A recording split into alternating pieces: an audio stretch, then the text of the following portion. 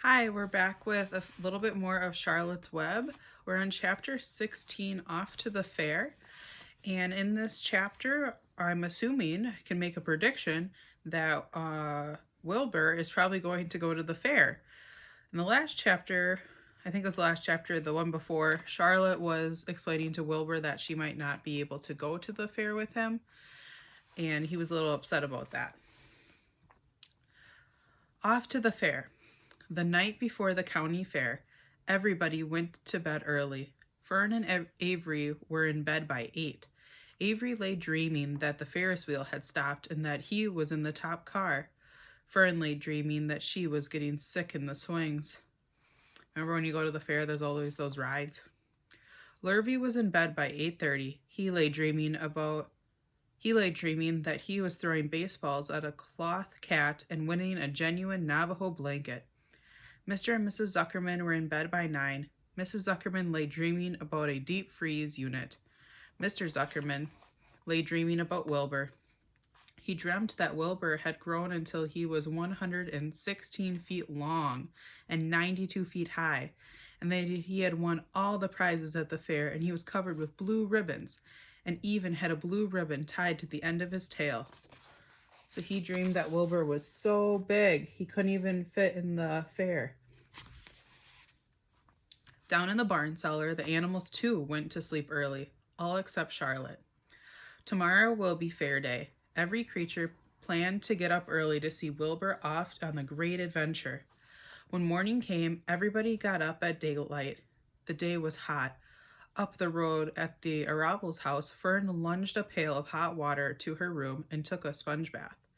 Then she put on her prettiest dress because she knew she would see boys at the fair. Mrs. Arabel scrubbed the back of Avery's neck and wet his hair and parted it and brushed it down hard until it stuck on the top of his head, all but about 6 hairs that stood straight up. Avery put on clean underwear, clean blue jeans, and a clean shirt. Mr. Arabel dressed, ate breakfast, and then went out and polished his truck. He had offered to drive everybody to the fair, including Wilbur. Bright and early, Lurvy put clean straw in Wilbur's crate and lifted it into the pig pen. The crate was green.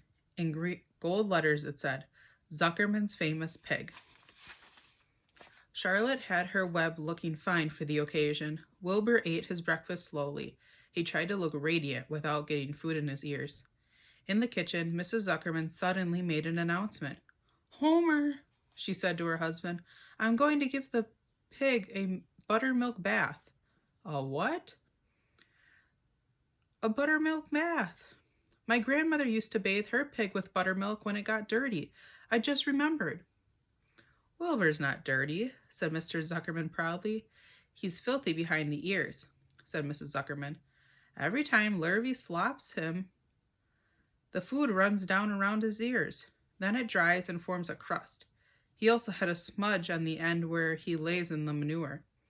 He lays in clean straw, corrected Mr. Zuckerman. Well, he's dirty, and he's going to have a bath. Mr. Zuckerman sat down weakly and ate a donut. His wife went to the woodshed. When she returned, she wore rubber boots and an old raincoat, and she carried a bucket of buttermilk and a small wooden paddle. Edith, you're crazy, mumbled Zuckerman. She had paid no attention to him. Together they walked to the pig pen. Mrs. Zuckerman wasted no time. She climbed in with Wilbur and went to work. Dipping her paddle in the buttermilk, she rubbed him all over. The geese gathered around him to see the fun, and so did the sheep and lambs. Even Templeton poked his head out curiously to watch Wilbur get a buttermilk bath.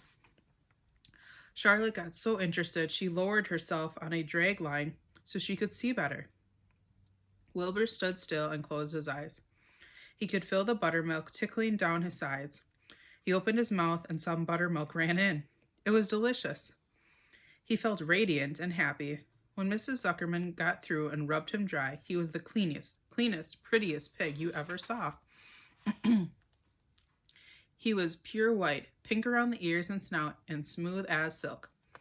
The Zuckermans went up to change into their best clothes. Lurvy went to shave and put on his plaid shirt and his purple necktie. The animals were left to themselves in the barn. The 7 goslings paraded round and round their mother. Please, please, please, please take us to the fair, begged a gosling. They all 7 began teasing to go. Please, please, please, please, please, please, please. They made quite a racket. Children, snapped the goose, we're saying quietly idly idly at home.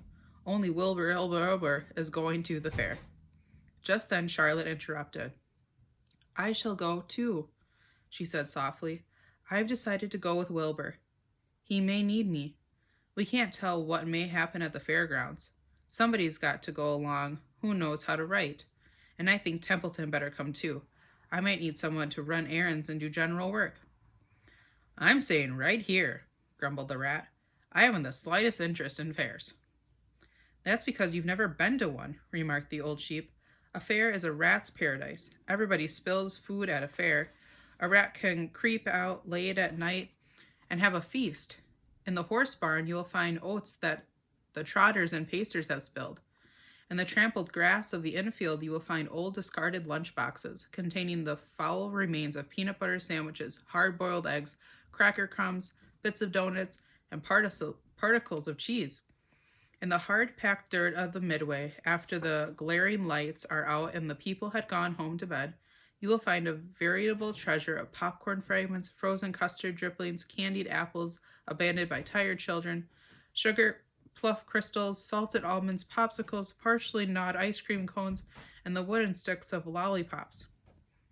Everywhere is loot for a rat, and tents and booths and haylofts.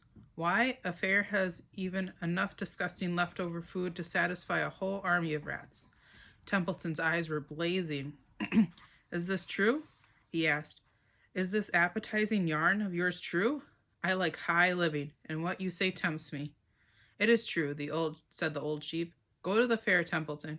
You will find that the conditions at a fair will surpass your wildest dreams. Buckets with sour mash sticking to them, tin cans containing particles of tuna fish, greasy paper bags stuffed with rotten. That's enough, cried Templeton. Don't tell me any more. I'm going. Good, said Charlotte, winking at the old sheep. Now then, there is no time to be lost. Wilbur will soon be put into the crate. Templeton and I must go in the crate right now and hide ourselves. The rat didn't waste a minute. He scampered over to the crate, crawled between the slats, and pulled straw up over him so he was hidden from sight. All right, said Charlotte. I'm next. She sailed into the air, let out a drag line, and dropped gently into the ground. Then she climbed the side of the crate and hid herself inside a knothole in the top board. The old sheep nodded. What a cargo, she said. That sign ought to say Zuckerman's famous pig and 2 stowaways. Look out, the people are coming on my own, shouted the gander. Cheese it, cheese it, cheese it. The big truck with Mr. Robble at the wheel backed slowly down toward the barnyard. Lurvy and Mr. Zuckerman walked alongside. Fern and Avery were standing in the body of the truck hanging on to the sideboards. Listen to me, whispered the old sheep to Wilbur. When they open the crate and try to put you in it, struggle. Don't go without a tussle. Pigs always resist when they are being loaded. If I struggle, I'll get dirty, said Wilbur. Never mind that. Do as I say. Struggle.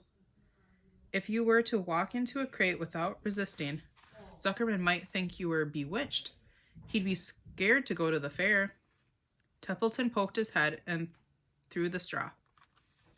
Struggle if you must, he said, but kindly remember that I'm hiding down here in a crate and I don't want to be stepped on, or kicked in the face, or pummeled, or crushed in any way, or squashed, or buffeted about, or bruised, or lacerated, or scarred, or biffled. Just watch what you're doing, Mr. Radiant. When they get shoving, you're in. Be quiet, Templeton, said the sheep. Pull in your head. They're coming. Look radiant, Wilbur. Lay low, Charlotte. Talk it up, geese. The truck backed slowly to the pig pen and stopped. Mr. Robble cut the motor, got out, walked around to the rear, and lowered the tailgate. The geese cheered. Mrs. Robble got out of the truck. Fern and Avery jumped to the ground. Mrs. Zuckerman came walking down from the house. Everybody lined up the fence and stood for a moment admiring Wilbur and the beautiful green crate. Nobody realized that the crate already contained a rat and a spider. That's some pig, said Mrs. Arable. He's terrific, said Larvy. He's very radiant, said Fern, remembering the day he was born. Well, said Mrs. Zuckerman, he's clean anyway. The buttermilk certainly helped. Mr. Arable studied Wilbur carefully. Yes, he's a wonderful pig, he said. It's hard to believe that he was the runt of the litter. You'll get some extra good ham and bacon, Homer, when it comes to kill that pig. Wilbur heard these words and his heart almost stopped. I think I'm going to faint, he whispered to the old sheep who was watching. Kneel down, whispered the old sheep. Let the blood rush to your head. Wilbur sank to his knees, all radiance gone, his eyes closed. Look, screamed Fern. He's fading away. Hey, watch me, yelled Avery, crawling on all fours into the crate. I'm a pig, I'm a pig. Avery's foot touched Templeton under the straw. What a mess, thought the rat. What fantastic creatures boys are. Why did I let myself in for this? The geese saw Avery in the crate and cheered. Avery, you gotta get out of that crate this instant, commanded his mother. What do you think you are? I'm a pig, cried Avery, tossing handfuls of straw into the air. Oink, oink, oink. The truck is rolling away, Papa, said Fern. The truck, with no one at the wheel, has started to roll downhill. Mr. Arable dashed to the driver's seat and pulled on the emergency brake. The truck stopped. The geese cheered. Charlotte crouched and made herself as small as possible in the knothole, so Avery wouldn't see her. Come out at once, cried Mrs. Arable. Avery crawled out of the crate on hands and knees, making faces at Wilbur. Wilbur fainted anyway. The pig has passed out, said Mrs. Zuckerman. Throw water on him. Throw buttermilk, suggested Avery. The geese cheered. Lurvy ran for a pail of water. Fern climbed into the pen and knelt by Wilbur's side. It's sunstroke, said Zuckerman. The heat is too much for him. Maybe he's dead, said Avery. Come out of that pig pen immediately, cried Mrs. Arable. Avery obeyed his mother and climbed into the back of the truck so he could see better. Lurvy returned with cold water and dashed it on Wilbur. Throw some on me, cried Avery. I'm hot too. Oh, keep quiet, hollered Fern. Keep quiet. Her eyes were brimming with tears. Wilbur, feeling the cold water, came to. He rose slowly to his feet while the geese cheered. He's up, said Mr. Arable. I guess there's nothing wrong with him. I'm hungry, said Avery. I want a candied apple. Wilbur's all right now, said Fern. We can start. I want to take a ride on the Ferris wheel. Mr. Zuckerman and Mrs. Arable and Lurvy grabbed the pig and brushed him headfirst toward the crate. Wilbur began to struggle. The harder the men pushed, the harder he held back. Avery jumped down and joined the men. Wilbur kicked and thrashed and grunted. Nothing wrong with this pig, said Mr. Zuckerman, cheerfully pressing his knee against Wilbur's behind. All together now, boys. Shove! With a final heave, they jammed him into the crate. The geese cheered. Lurvy nailed some boards across the end, so Wilbur couldn't back out. Then, using all their strength, the men picked up the crate and heaved it aboard the truck. They did not know that under the straw was a rat, and inside the knothole was a big gray spider. They only saw a pig. Everybody in, called Mr. Arable. He started the motor. The ladies climbed in beside him. Mr. Zuckerman and Lurvy and Fern and Avery rode him back, hanging into the sideboards. The truck began to move ahead. The geese cheered. The children answered their cheer, and away they went for the fair.